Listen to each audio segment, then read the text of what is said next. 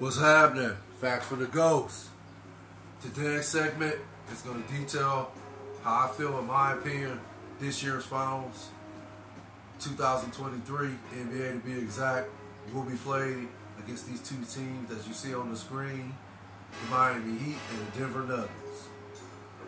Now, both teams are leading their series respectively, with the Miami Heat leading the Boston Celtics 2-0, and the Denver Nuggets winning last night, and now they have a 3-0 lead against the Lakers. Now, I'm not about to get into any of the stats, all like that. To be honest, I'm kind of disappointed in LeBron and the Lakers, and also Anthony Davis. I think Anthony Davis and LeBron James, these two in particular, they're just not, for some odd reason. I mean, Anthony Davis, I guess you can say Anthony Davis is playing his game for the most part, but I'm still seeing some areas where he's just not like bringing Anthony Davis caliber game, if that makes sense. LeBron, yeah, same difference. I mean, not even same difference. I'm sorry, same concept. LeBron is, and I don't, like I said, I don't know. Father time perhaps has caught up with LeBron James. I'm not ready to say it right now. I'm a guy. I got to, I have to see it to believe it. If that makes sense. So far, I haven't seen it, but I have to admit, in this series, I've seen some evidence of it. If that makes sense. Of Father Time catching up with LeBron James. In particular, how his approach in these Western Conference Finals against the Denver Nuggets has been on display. I'm accustomed to seeing LeBron James go LeBron James mode. Like, just, foot to the pedal, full throttle, LeBron James. And and LeBron James playing at the highest level, if that makes sense. Come on, LeBron James is one of the greats. Do I even need to go into the details how great of an NBA basketball player LeBron James is? I would like to think I don't, because, come on, we've been knowing this for decades. Ever since LeBron James came into the league in 2023, when he was drafted by the Cavs with the #1 pick. The dude was anointed as the chosen one, and to basically be the next Michael Jordan, if that makes sense. So, I mean, come on. That's self-explanatory. This is the LeBron James I'm accustomed to seeing. Being on not quite Michael Jordan's level, but on that level, if it makes sense, regarding championships. And again, what I've seen in this year's playoffs against the Denver Nuggets. Now, keep in mind, LeBron, up until this point, has been actually playing at that level. Has he had some, again, some evidence of slowing down, Father Time catching up with him? I guess you could say the series against the Grizzlies. He had a great series, but I don't think he shot the three particularly at an efficient clip. And again, against the second round against the Warriors, I don't think he was shooting it at an efficient clip in that series. Now, in this series, it's obvious. LeBron James has not been accurate shooting the three-point shot, if that makes sense. As a matter of fact, he's been atrocious. And again, I'm not even going to get into the stats, because I'm a LeBron James fan. I'm from Akron, Ohio. He's from Akron, Ohio. And I got to represent Akron. That's just how I am as a man. I got to represent my city. I got to rep my city. And I'm not going to, what's that word I'm looking for? I'm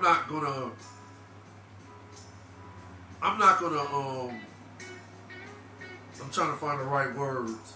I'm basically not going to, try to ruin this guy's name. Or, as a matter of fact, not even trying. I'm not going to try to find adjectives to degrade his name as a great NBA basketball player. if that makes sense. So, I mean, it's, basically LeBron James. So, yeah, at the end of the day, again, he's one of the greatest to ever done. But, yeah, I'm pretty sure as a matter of fact, he is. He's shooting the three-point shot at a atrocious clip, if that makes sense. So, for me, I can't figure out why he's not, playing more in the post, playing more in the paint area. Why he's not punishing these little guards. That's like, the coaches, or the head coach, or combination of assistant coaches, head coaches. That's deciding to strategically put LeBron in a position to fail, if that makes sense. Not be effective on the court. I don't know why, this is being utilized against LeBron, and why, they have the confidence of putting these little guards on him, these little guards, or these small forwards that's not as strong as LeBron, if that makes sense. But I've mostly seen little guards go on LeBron, and I don't know why LeBron is, as a basketball player and as a person, being intellectually gifted like he is, having a high basketball IQ, or just basically having a certain level of IQ, period. The guy's smart. The guy's not a dummy, if that makes sense. But let's just go with that. I'm trying not to be disrespectful to nobody, because that's just not who I am as a person. But that's neither here nor there. Come on. We're not talking about me being disrespectful to people. This is about basketball, and this is about how I feel these two teams in particular, the Miami Heat and the Denver Nuggets, might potentially meet in this year's NBA Finals 2023. But yeah, to touch more on LeBron, yeah, the dude is intellectually gifted, in my opinion. He's smart. He has a high basketball IQ. So I don't know why he's not punishing these guards when the coaches on Denver side of the ball, why he's not taking advantage of it, if that makes sense. He continuously steps out at the 3-point line, and he's just shooting a high volume of, then, and this is out of character for LeBron James, in my opinion. He's shooting these threes at inept times, or if that makes sense. Or he's just like taking ill-advised threes. That's the word I'm looking for. He's taking a lot of ill-advised threes at critical times of the game, if that makes sense. Yeah, last night he hit, he finally hit some, and yeah, that gave the Lakers a shot at winning last night's game, because he was hitting. He hit a couple threes. I could be wrong. He might have hit maybe two more, but the two I seen him hit, they were, the Lakers needed them. The Lakers actually, I think the one either gave the Lakers a lead or tied the game. And I could be wrong, but I know those threes that he hit last night were instrumental in the Lakers, taking the lead in the fourth quarter. That makes sense. But once, and I put this on the coach, Darvin Ham. Okay, I get it. LeBron James needs a rest. And I guess maybe Darvin Ham figured maybe I can give LeBron a quick breather here, because he's been playing a lot of minutes in this series, if that makes sense. I guess he figured that, we got a team that, everybody's, the Lakers role players have stepped up tremendously this year in the playoffs. So I guess he figured that, because of the way the role players have been playing this year in the playoffs, I figured he might have figured that, okay, they're gonna able me to give LeBron his quick breather. But me personally, this is playoff time. This is for all the money. This is you're in position to potentially go to this year's NBA Finals 2023. So basically, you as a team, head coach and all, players and all, LeBron James and all, Anthony Davis and all, you as the Lakers have to have a sense of urgency. If that makes sense. So for me, at that point of the game, where the Lakers had a lead, I believe, and Darvin Ham decided to take LeBron out, and in the minute he took him out, Denver went on, I believe, a 5-0 run in the fourth quarter. I want to say it was the middle of the fourth quarter. Could be wrong, but I like to say it was the middle of the fourth quarter. They went on a 5-0 lead. So, by that time, no, the game was still not, out of reach, or not, the game was still not in a crisis for the Lakers. But, I mean, I kind of figured once LeBron went to the bench that was going to happen.